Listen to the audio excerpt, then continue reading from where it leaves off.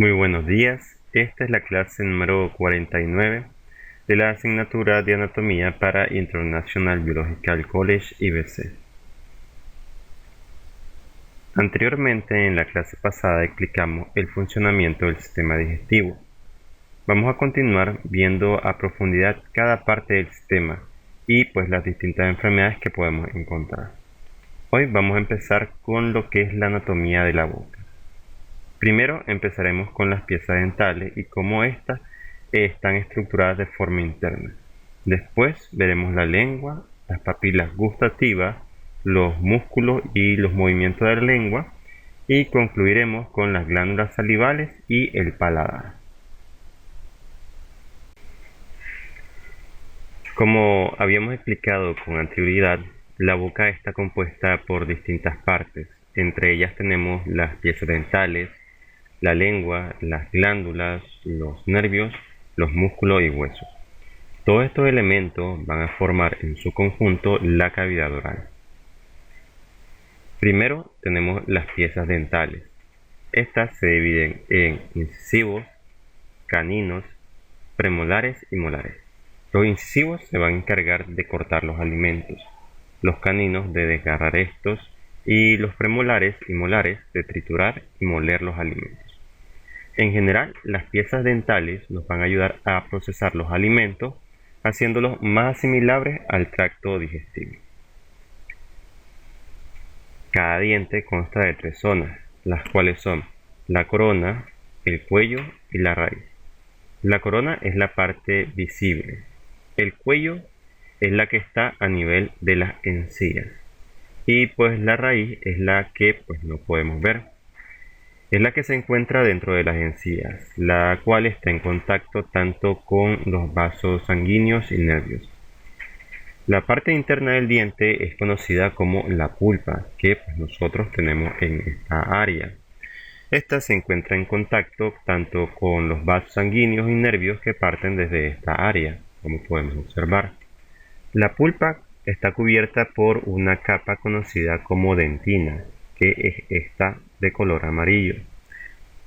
La dentina es una capa dura pero porosa, y esta a su vez está revestida por otra capa llamada esmalte, que tenemos en esta área. El esmalte es un poco más resistente, pero es sensible al tacto y también a los cambios de temperatura. Y la última estructura importante que podríamos mencionar sería el cemento que tenemos en esta área. Este es un cemento similar al hueso y que se halla sobre la raíz, el cual cuando se encuentra sana está cubierta por las encías. Ahora, aquí podemos ver la arcada maxilar y mandibular. En cada una tenemos un total de 16 piezas dentales, para sumar un total de 32. Otra forma de verlo es haciendo una división en 4 cuadrantes, como lo podemos observar acá. Y en ese caso tendríamos lo que son 8 piezas dentales en cada uno de estos. Tenemos que mencionar también que la anatomía de un niño es distinta a la de un adulto. Primero aparecen los dientes temporarios. Estos comienzan a aparecer a partir de los 6 meses y se encuentran completos a los 30 meses, es decir, a los 2 años y medio. Aquí en esta imagen podemos ver los dientes primarios. Son un total de 20 y en cada cuadrante serían 2 incisivos, un canino y 2 molares. A medida que el infante va creciendo, estos son reemplazados por las 32 piezas dentarias, esto a partir de los 6 años de edad. El periodo entre los 6 años y los 11 años se llama etapa de dentición mixta, en la que se encuentran presentes tanto dientes temporarios como dientes permanentes. Y la imagen que tenemos aquí es una representación de cómo se encuentran los dientes antes de este proceso. Como podemos observar, los dientes permanentes se encuentran en los maxilares y con el paso del tiempo estos reemplazarán a los dientes primarios. Aquí podemos mencionar que se puede presentar ciertas alteraciones en la erupción dentaria, tales como la aparición de dientes supernumerarios hasta la no erupción del diente, lo que se conoce como diente impactado, y pues primeramente nos vamos a enfocar en este último, ya que es el más conocido. Tras la dentición primaria y la caída de los dientes de leche, comienza el proceso de dentición permanente. Muchas personas pueden llegar a la adultez con dientes retenidos. Los dientes impactados son dientes retenidos que se han quedado dentro del hueso maxilar, como lo habíamos visto pues, en la imagen anterior, que estos se encuentran en los maxilares superiores e inferiores. Esa retención del diente puede manifestarse de dos formas: la retención total o la retención parcial del diente. La retención total es cuando la pieza se ha quedado por completo en el interior del hueso maxilar. Por otro lado, la retención parcial son dientes que han erupcionado solo de manera parcial y se conocen como dientes semi-impactados, y debido a esto son más vulnerables frente a eventuales infecciones o problemas bucodentales. La causa de todo esto son variadas.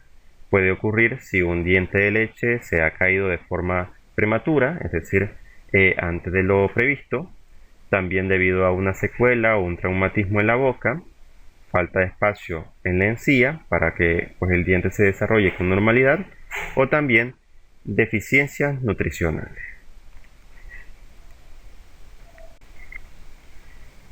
Bueno, ahora hablemos un poco de la lengua.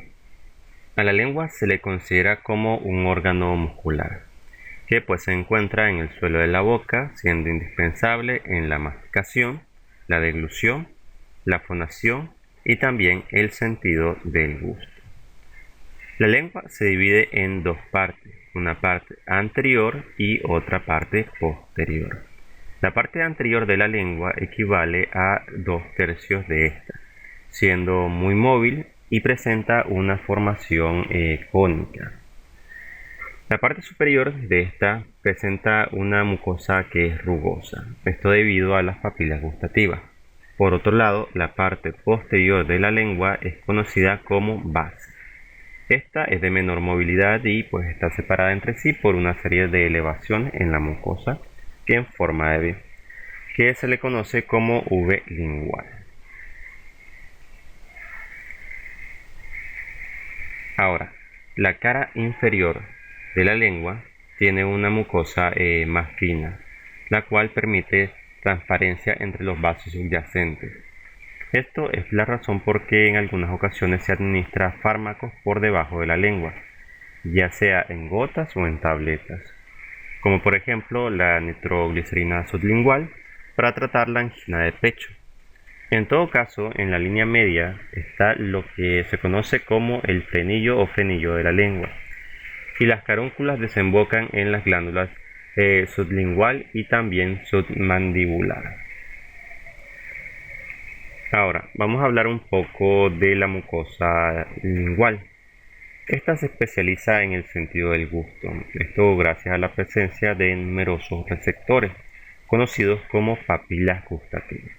Ahora, existen también lo que viene siendo papilas gustativas en la mucosa del velo del paladar, en la epiglotis e incluso en los labios, aunque es una concentración mucho menor.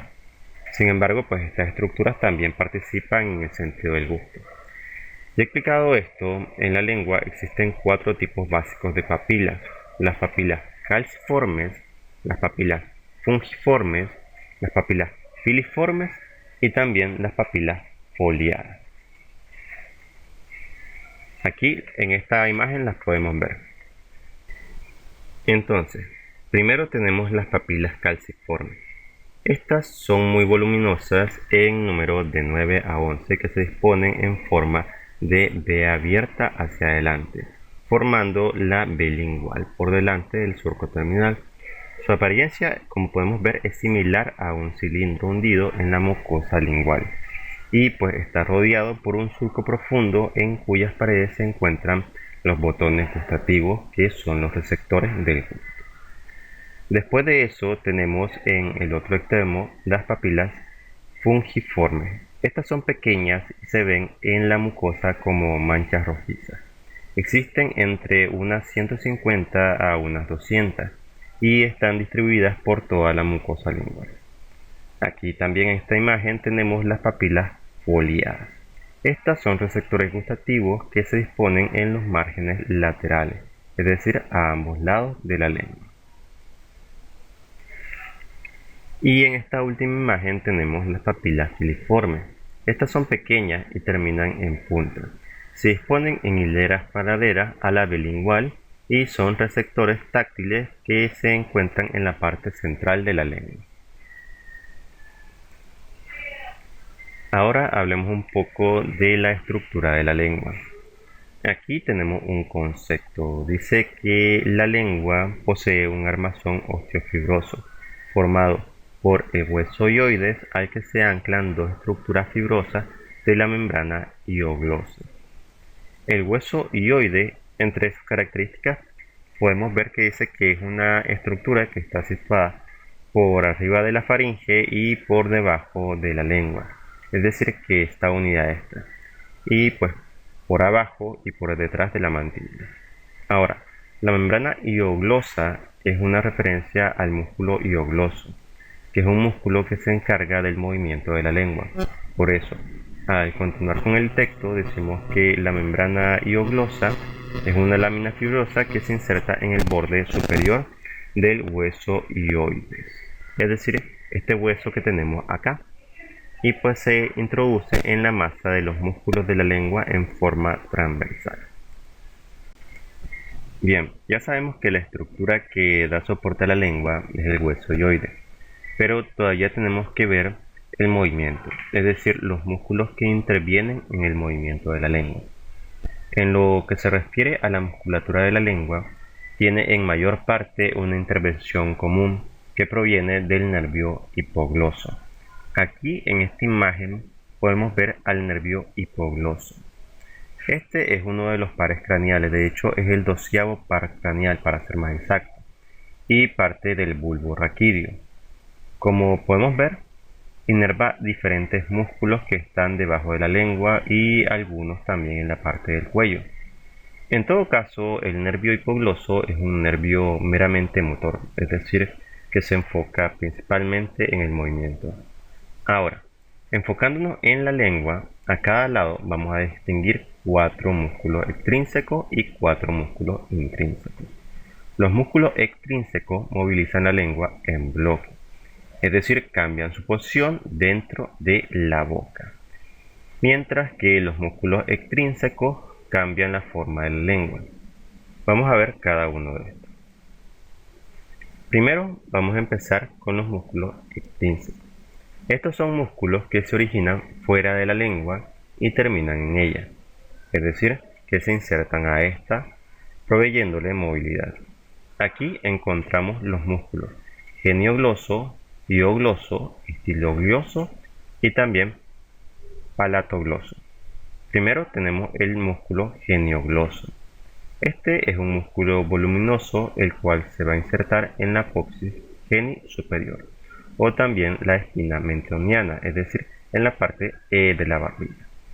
Las fibras de los músculos se extienden hacia atrás y terminan en la cara anterior del hueso hioide. Recordemos que el hueso hioide está justamente aquí cerca de la base de la lengua. Es decir, entre toda esta área se va a extender este músculo. Y pues el resto de sus fibras terminan en el dorso de la lengua hasta lo que viene siendo el vértice. La contracción de este músculo deprime o aplasta la lengua contra el suelo de la boca y también es el único músculo que protruye la lengua, es decir, que lleva la lengua hacia adelante. Por ejemplo, cuando una persona saca la lengua está usando este músculo. Otra de las características que podríamos mencionar de este músculo es su tono, pues el tono muscular de este mantiene la lengua en su lugar. Solo por poner un ejemplo, si se pierde el tono muscular y una persona está inconsciente o de cúbito supino, o sea boca arriba, entonces la lengua puede caer hacia atrás y provocar un bloqueo en la faringe, provocando asfixia, y pues de ahí la importancia de este músculo. Después tenemos el músculo hiogloso. Este se origina en el borde superior del hueso hyoide y también en sus astas mayores. Este es plano y cuadrilátero. Se dirige hacia arriba y hacia adelante por fuera del músculo geniogloso y termina en la cara lateral e inferior de la lengua. Su contracción deprime la lengua y la retrae dentro de la cavidad bucal.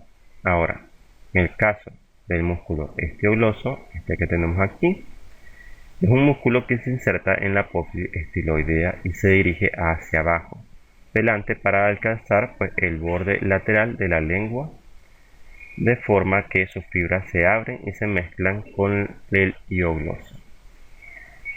Su contracción es bilateral, lleva la lengua hacia arriba y hacia atrás, aplicándola contra el velo del paladar y también eleva los márgenes de la lengua haciendo un canal central durante la deglución. Y por último tenemos el músculo patalogloso.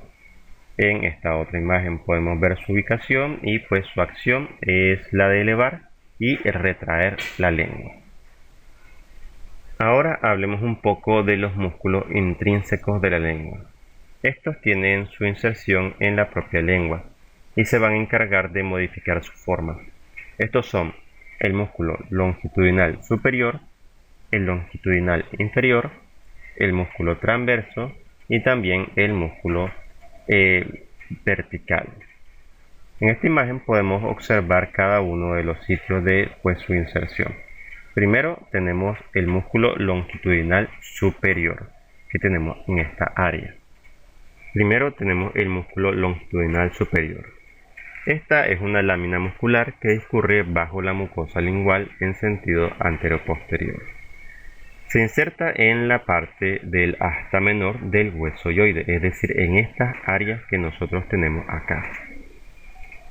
Su contracción eleva el vértice y los lados de la lengua, con lo cual se forma una concavidad en el dorso de la lengua. Después de eso tenemos el músculo longitudinal inferior, justamente acá por debajo. Este se inserta en el asta menor del hueso hyoide y llega hasta lo que viene siendo el vértice de la lengua. Su función es llevar la punta de la lengua hacia abajo y hacia atrás. Después tenemos el músculo transverso, que está situado en esta área. Este se origina en el septum lingual, que es la parte de en medio que nosotros tenemos acá. De hecho, aquí podemos ver septum o septum lingual. Y pues se expande de forma lateral bajo la submucosa hasta alcanzar los márgenes laterales de la lengua, es decir, en la parte de los bordes.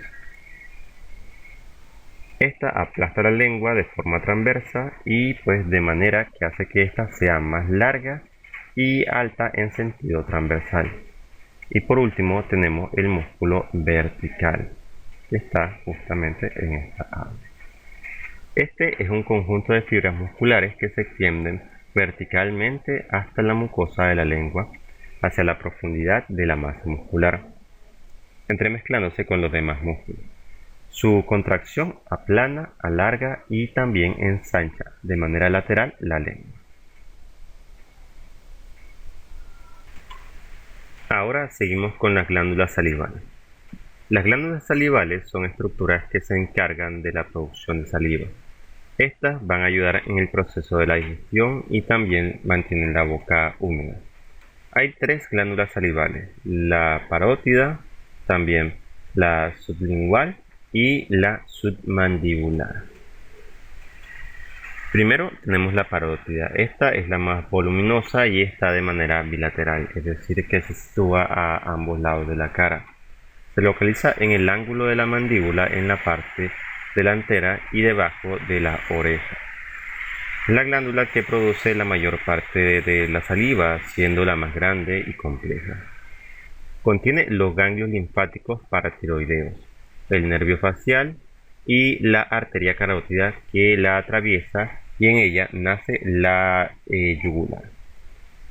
Como segunda glándula tenemos la glándula sublingual que se encuentra por debajo de la lengua, como su nombre lo indica.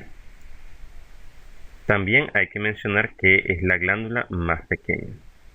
Estas glándulas producen saliva y pues la secretan en la boca a través de pequeños conductos. Y por último tenemos la glándula submandibular. Como las anteriores, estas son dos glándulas, una a cada lado, bilateral, que se encuentran debajo de la mandíbula. La saliva en última instancia va a humedecer los alimentos, lo que ayuda a masticarlos, tragarlos y pues también digerirlos. Y bueno, la última estructura la cual compone la boca sería el paladar. Esta lo podemos dividir en el paladar duro y el paladar blando. Ambos paladares forman el techo de la boca y marcan una división entre la cavidad nasal y la cavidad bucal. La parte delantera del paladar está formado por huesos. Se conoce como paladar óseo, aunque también recibe otros nombres como proceso palatino o hueso palatino. Por otro lado, la parte posterior, es decir, la que se encuentra un poco más atrás, tenemos el paladar pues, blando. Esta es una estructura anatómica que está compuesta por músculos con funciones importantes. Entre estas tenemos la fonación, la deglución y también la respiración. De forma todavía más posterior, justamente en el centro de esta se encuentra la úvula o pues cuelga en esta pequeña área. Es un músculo que cuelga en el borde inferior del paladar blando por encima de la raíz de la lengua. Y en este se encuentran dos columnas linfoides llamadas amígdalas, que de hecho podemos verlas en esta área, que son muy pequeñas. Estas son las conocidas como amígdalas palatinas, ya que se encuentran inferiores al paladar del que pues habíamos hablado. Bien, y aquí terminaríamos con la clase del día de hoy. Sin nada más que decir, me despido, que pasen un buen día y nos vemos en la próxima clase.